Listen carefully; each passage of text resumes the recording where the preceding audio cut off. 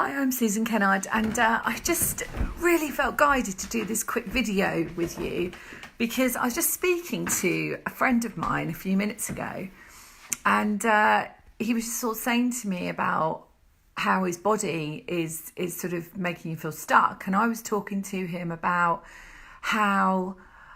what do we do to distract away from our mission.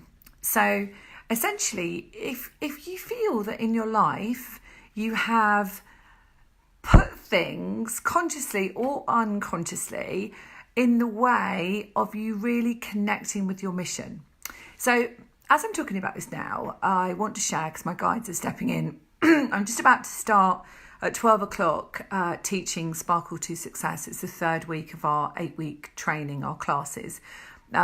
Healing resistance and blockages and childhood trauma, etc., and belief systems. So what I wanted to say as the guides step in is, are you in a job, profession, relationship, place of home, wherever, that you feel stuck in? Now, this is a really important question.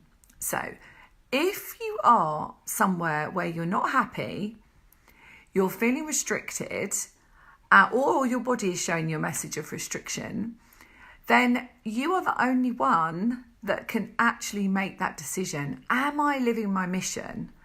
Am I in service? You know, we all have the same purpose, and that is to be in service and to serve community and collective. Now, it doesn't matter how you do it. You could be a banker, you could work in a shop helping people with clothes, etc., etc. It doesn't, or you could do what I do, which is specialise on helping people release their trauma. So you can do that, but it doesn't matter what it is. But it has to feel in alignment with who you truly are. So if you are in alignment with that, you will know. You will know because you have abundant energy.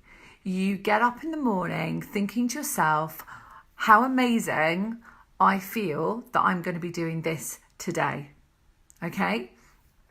If you are not in alignment with your mission, your true mission, the one that you chose to have this time when you stepped in this 3D reality of this body, with a soul residing and a light body residing inside it, if you are not in alignment with that, my thoughts to you and my love that I send out to you is to just do one thing that would help you step more forward in alignment with serving the collective or being on your mission, whatever that might look like for you.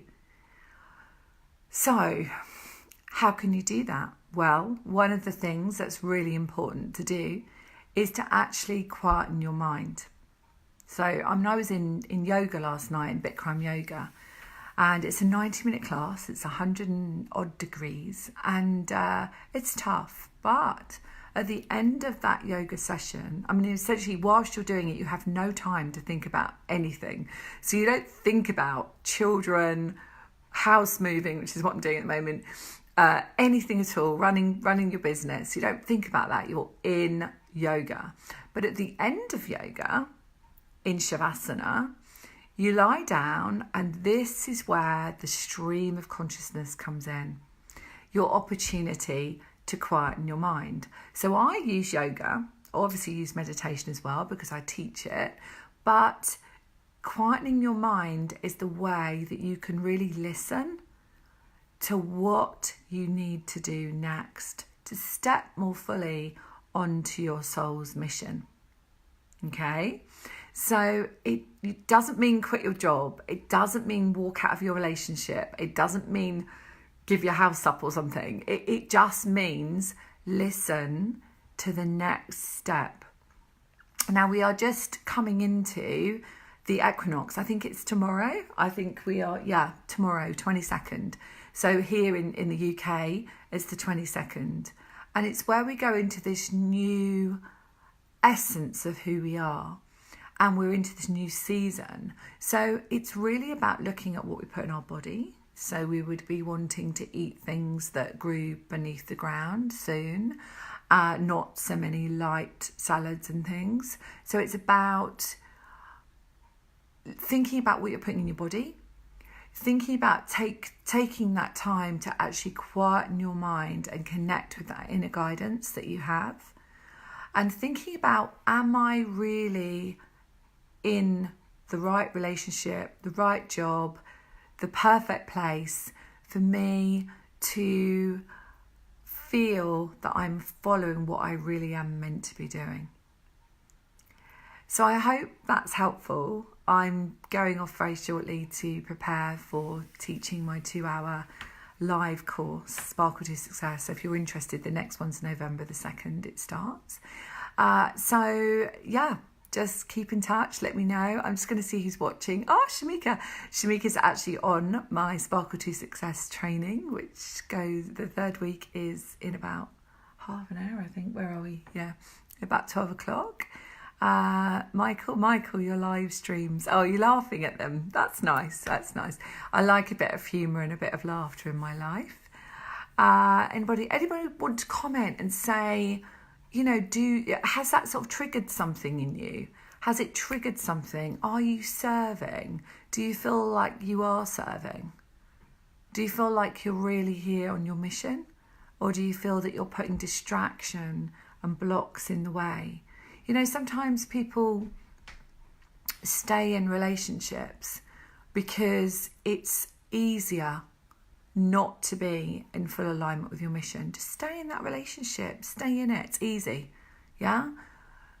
But will you be saying that when it comes to the end of the day and you pass over and you go, oh, I was meant to do that. Oh, I got distracted by that. I wasn't fulfilled. I didn't feel fulfilled.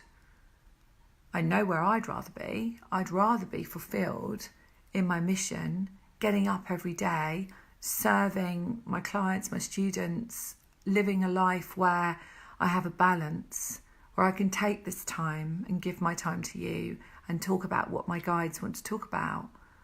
I can have a coffee. I can make my breakfast whenever I want to.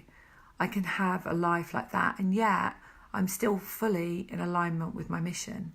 It's blessed. And when you're in alignment with your mission, the universe lines up.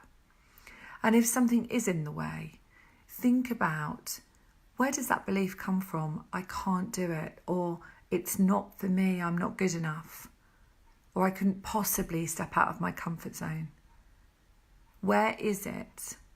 Where did it come from? So I leave you with that. And please do... Michael's saying the live food resonates. Yeah, so I'll just say a tiny bit on that before I go. So essentially, a few months ago, I started eating in a ketogenic way. Now, my guides, what that means is that essentially your body uses fuel from the fat that you intake as opposed to the carbs, which is sugar, that you intake. So your fuel is used from the fat, so the fat in your food, or the fat in your body. So essentially, you're using fuel that way, so you're using energy that way.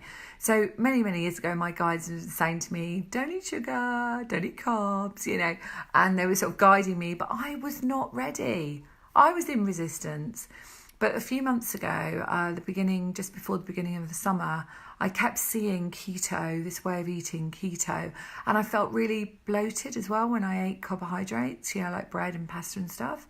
So I decided to go on that journey of eating keto. So what my world is now is I do have coffee because I really enjoy it, but I don't tend to eat until 10 o'clock in the morning now. So essentially I'm fasting from my evening meal, which will be stir fry, salmon, chicken, whatever, and I will have that and I won't need to eat because I'm not eating carbohydrates. So I don't eat any carbohydrates. I eat a little bit of good chocolate sometimes. I have a glass of wine sometimes, but I don't eat any carbs. Now what that is bread, pasta, rice, biscuits, crackers, etc., all that stuff.